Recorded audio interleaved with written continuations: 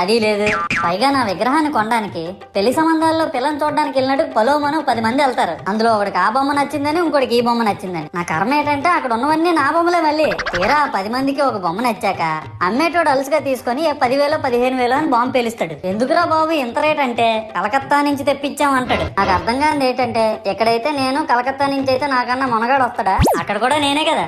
ఇలా నన్ను బజార్లో పెట్టి బేరం ఆడి నా మొహానికి ముసుగేసి వ్యాన్ ఎక్కిస్తారు. ఆ వ్యాన్ డ్రైవర్ గాడు నేను ఉన్నానని కూడా చూడకుండా ఏదో ఆలోచించుకుంటూ డ్రైవ్ చేస్తా గతకల్లో గబ్బి గుబ్బి అని తించేసి నా కాల్లో చెయ్యి ఇరగొట్టేస్తాడు. ఈ విషయం చందాలు ఇచ్చిన చిన్నోళ్ళకి తెలిస్తే మళ్ళీ ఇరిగిపోయిన బొమ్మ పెట్టకూడదని ఏ బొమ్మ రాసి కవర్ చేసేస్తాడు. సరేలే జరిగిందేదో జరిగింది, నా భక్తులే కదా కూల్ బ్రో అని చిల్లయ్యే లోపు నన్ను పందిర్లో పెట్టి ముసుగు తీసి నాకన్నా పొడుగున్నే సౌండ్ బాక్సులు 2 నా చెవులు పక్కన పెట్టి డీజే గణేష్ బ్రో అని చెప్పి నా పాటలను కూనీ చేస్తారు. సరేలే పిల్లలు కదా ఇప్పుడు కాకపోతే ఎప్పుడు ఎంజాయ్ చేస్తారు, కాసేపట్లో పూజ స్టార్ట్ చేస్తారని వెయిట్ చేస్తా ఉంటే 5 రూపాయల వ్రతకల్పన బుక్ చూస్తే